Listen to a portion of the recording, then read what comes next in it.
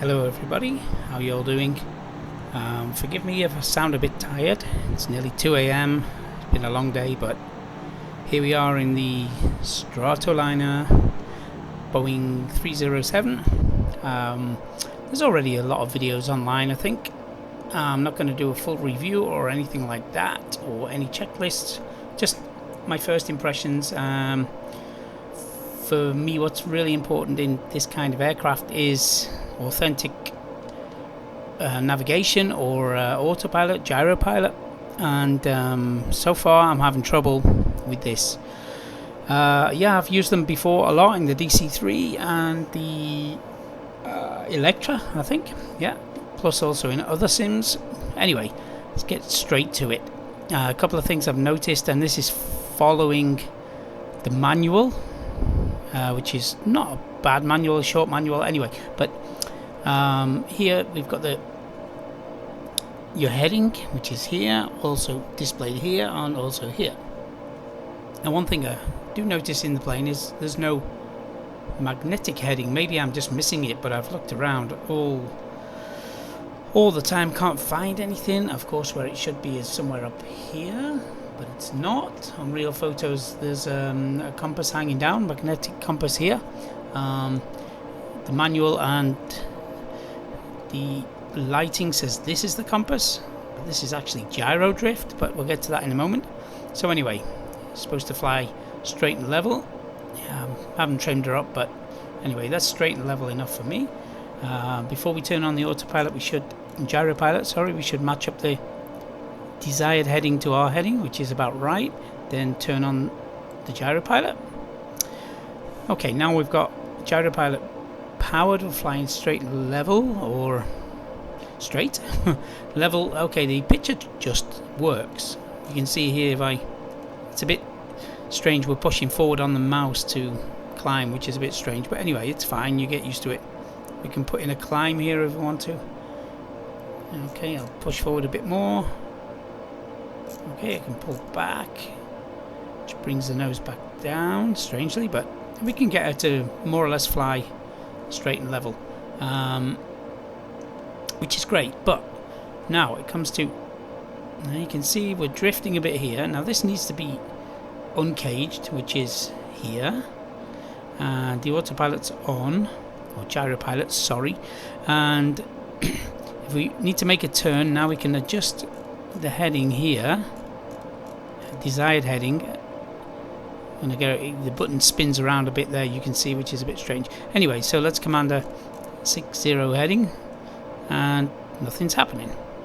And the manual says to use this bank adjuster, which again you can see nothing's happening, the plane's not turning. Yeah, so that's great. If I uncage it, sorry, cage it, nothing happens. Uncage again, nothing happens. Yeah, so great. The only way I've really found it reliably works is sadly using this digital autopilot. If I turn this on and hit heading, now the plane will turn to our desired headings, which is 60. Okay, a little over bank, but anyway, we're going to get there pretty quickly, and now we should level off the heading of 60, which is fine. And it's pretty authentic, I think, if it overshoots and then has to come back. But it's such a shame we can't really use the rudder heading select here. Okay, yeah, now we can, because the heading's being commanded by the new autopilot up here, which I don't really want. But I have had the gyropilot turning without the autopilot on the overhead, but it just keeps turning and doesn't level off at the selected heading. It just turns in a circle forever. Yeah, so a little disappointing, and if I'm doing something wrong, please in the comments tell me. The other thing I've noticed is, as I understood it in these aircraft, that as you were flying along, you'd periodically reset the gyro. You'd go off the magnetic compass and say we're now flying 070. We'd adjust the gyro drift to our actual heading using the magnetic compass, but there's no magnetic compass. There's no way of knowing what heading I'm flying on. And if you have the autopilot off, now I'll adjust my heading. I might be wrong here, but let's say 170. Let's stick the autopilot back on. And sorry, I should be matching up the heading selector with that. So now this is my heading 160. Actually, my heading that I should be heading. Also indicated 160 on the heading indicator here. Also on the gyro drift, but heading selector is here. But if I go on Navigraph quick, I'm actually heading about 080 actually, but there's no way of knowing that. There's no way to reset it and get back. There's no way of knowing where I'm heading. There's no. I mean, there might be one somewhere hidden, but I didn't find one. I've looked in the manual. There's just no magnetic compass. So yeah, I'm going to leave this aircraft for the moment and fly the other vintage aircraft. Hopefully this will, either it's pilot error, my mistake, or, and great, I'll find out what I was doing wrong, or they'd actually fix it. I mean, there is here an indicator that I'm ADF bearing, but no, that's just a reference. That's not actually where you're pointing. Anyway, there we go. And I have a try on nav. That's one thing I've not tried yet. I've just seen this here. Is that now going to follow? No. See, nothing's happening now. It's caged. What's happening? Yeah, okay. Now I engage heading here.